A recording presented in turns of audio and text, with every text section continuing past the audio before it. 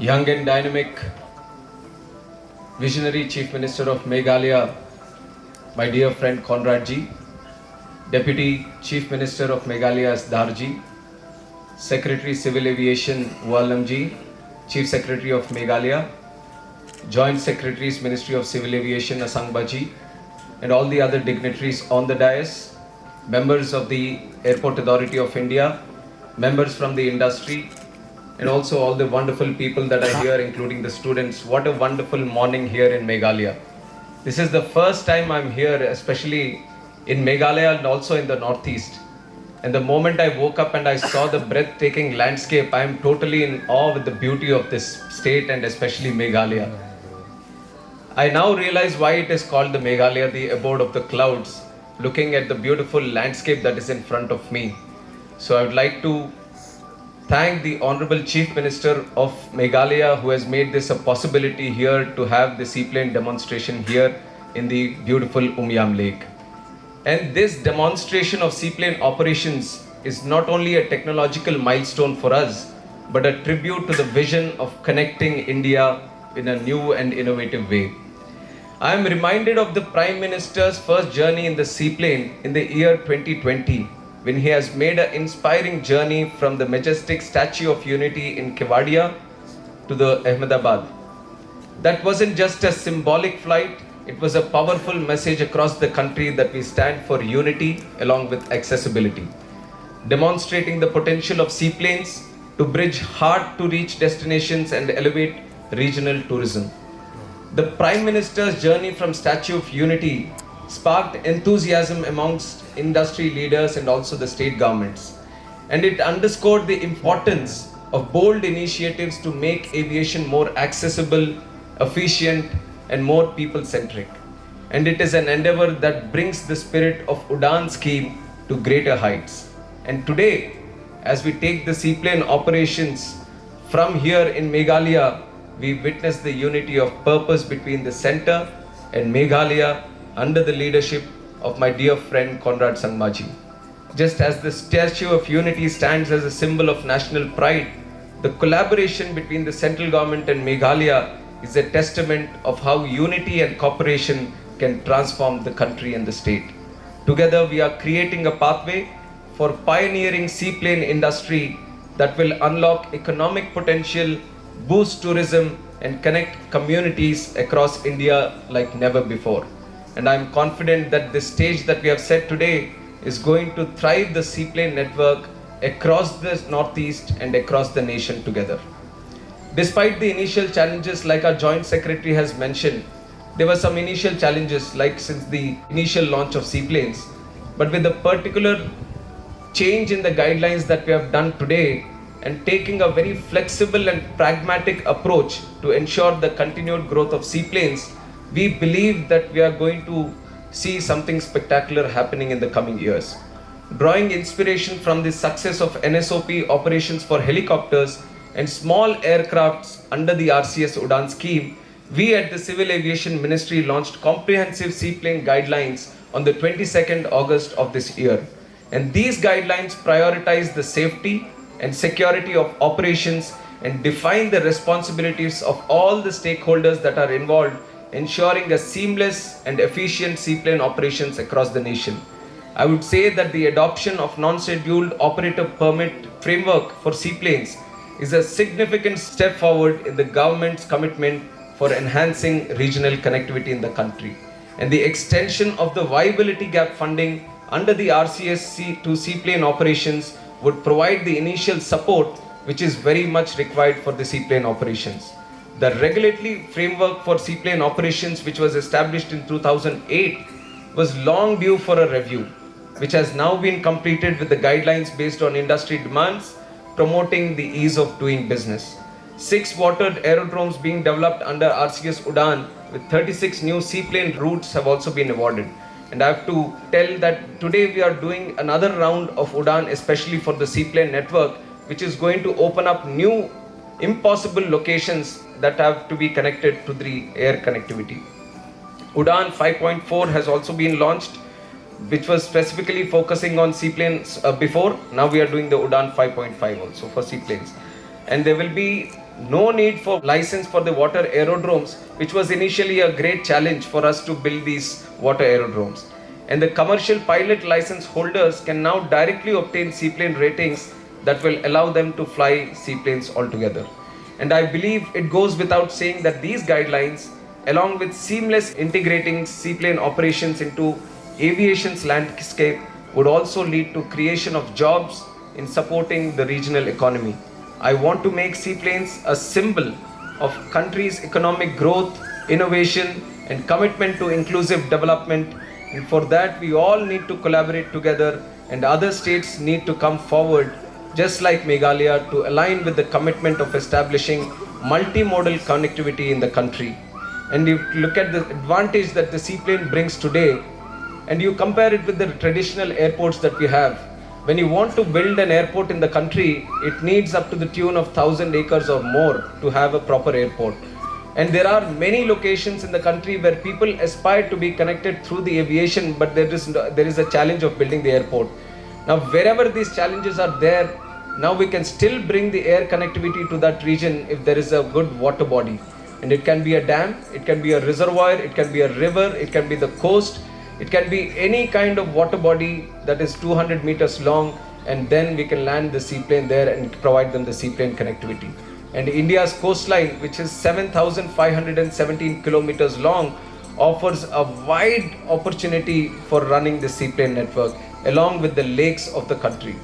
And the seaplanes offer a unique solution in providing last mile connectivity, particularly in regions where traditional infrastructure is limited due to the terrain challenges that we face.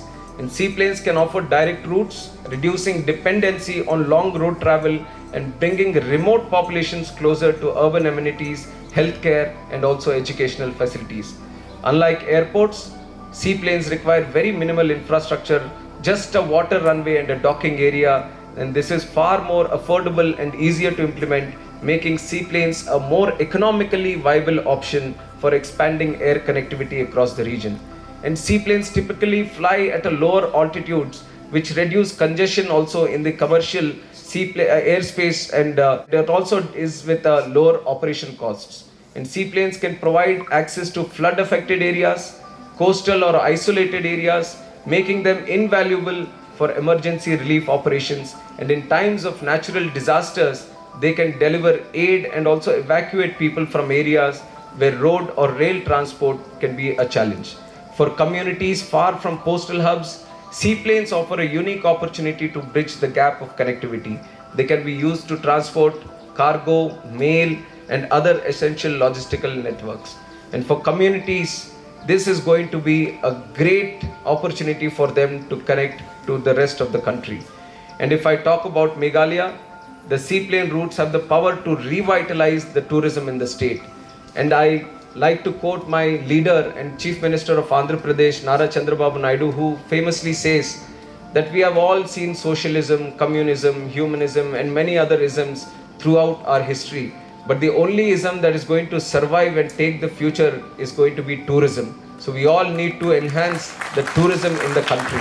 And we all need to continue to support the tourism. And one of the biggest things that we can add to our tourism in the country is the seaplane network. And you would have seen today, we as a minister for takes care of the airports also, we are trying to bring nature to the airport. We are trying to connect them, mimic the airport buildings so that people can stay more connected to the nature. But today you have seen that this is nature itself that you're landing when you're landing in the seaplane. So this is the best kind of airport that you can have, with least cost but with the maximum satisfaction of being in the nature. And the beauty that you find when you're landing in the seaplane, because they are flying at a very low altitude, the kind of view that you can have from the seaplane itself, it's a totally memorable experience for all the travelers who choose seaplanes. So I'd like to extend my heartfelt appreciation for De Havilland also for making this possible and bringing the plane all the way from Canada and giving this seaplane demonstration for all of us. The demo route is covering many states and many cities across the country. In fact, we started it in Andhra Pradesh, then it went to the hills of Munnar, and now today in Meghalaya, and it's going to go to Andaman and many other places in the country. And it is giving a lot of excitement, not just for the industry or the state governments or the governments altogether, but also the people of that place, people of that region also. And now also you're seeing since the morning, children, the tourists, the local people, they've all come and taken such pictures with the seaplane. That gives the enthusiasm that the seaplane is bringing to that area. And this is going to open up new horizons for all of us, give us inspiration for opening up new possibilities. And the journey will serve as a very big catalyst, showcasing the potential of seaplanes and engaging stakeholders across the country. We must actively support partners like De Havilland and other players in the industry to expand their operations in India. And this is where the state governments also have an important role to play. And I would request the Honorable Chief Minister to provide us with the intel of offering us more sites like this. He is talking about his homeland, which is the Tura area, which can also be connected through the seaplane network, and many other areas where there could be similar water bodies or lakes or river points which can be connected to the seaplane network. So with active consultation with the state governments and the industry partners, we can come up with these viable routes which can open up the new possibilities in running the seaplane network. And we can take it a step further because we are having it included in the UDAN network also. So the viability gap funding and the little support that is required from the government can also be provided as we are utilizing the RCS UDAN scheme also for the seaplanes. And in India, seaplane development is still in its nascent stages, with most seaplanes being imported from foreign manufacturers. However, Indian companies and government agencies have the required competence in seaplane manufacturing and development. And as a minister, I would like to push forward our Indian industry also into more competent manufacturing of these seaplanes in the future.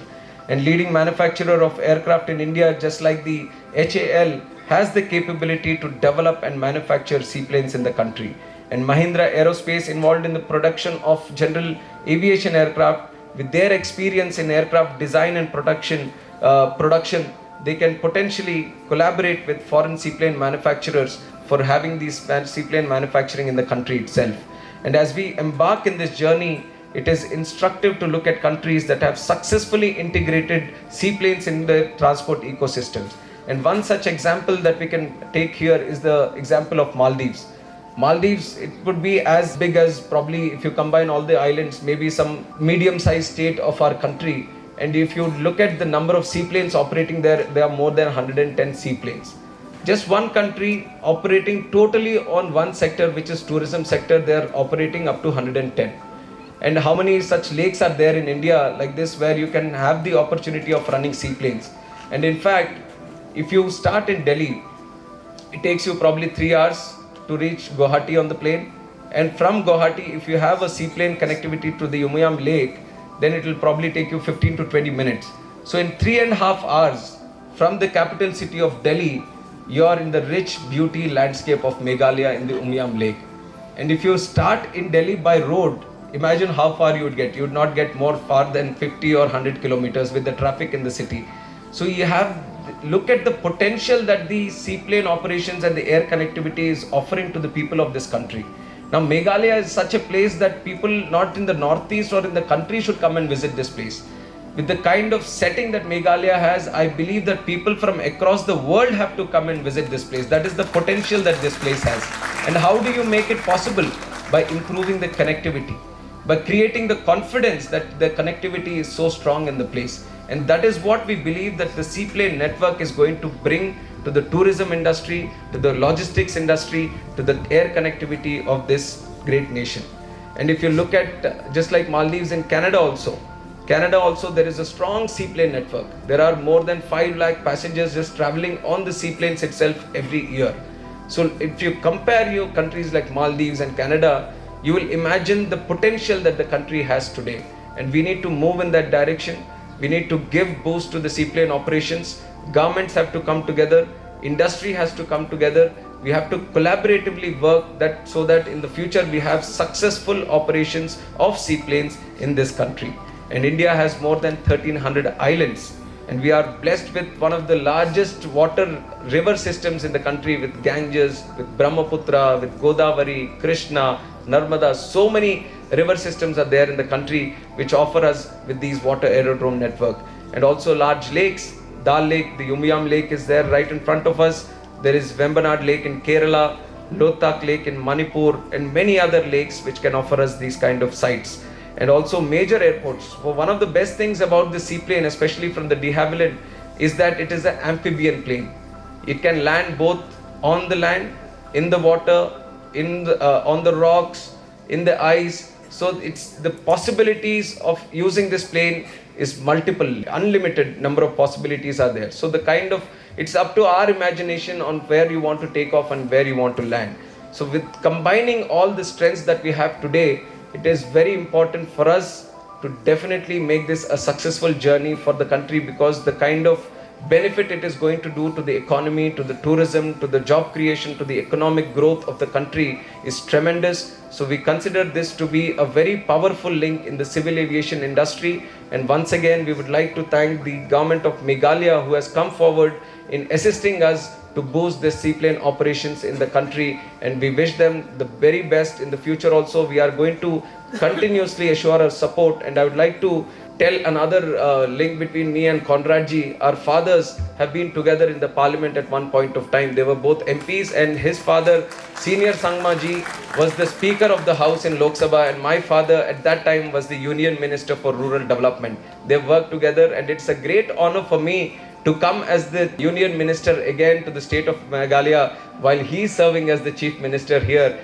And in fact, we have both been MPs together also. And we were sitting right next to each other in the parliament. We had our seats also right next to each other. We used to have wonderful discussions inside the house. We used to discuss on the speeches that we used to do, support each other. So we have come a long way here, and with great responsibility, we speak on this dais that we are going to take forward the development of the country and especially of the state of Meghalaya together with big vision in the supporting the state. And our Deputy Chief Minister, in fact the Chief Minister also has met me in Delhi and talked about the development of Shillong Airport. And with the support of the state government, we'd like to assure from the Airport Authority of India and Ministry of Civil Aviation, we'll definitely support in the expansion of Shillong Airport at the earliest.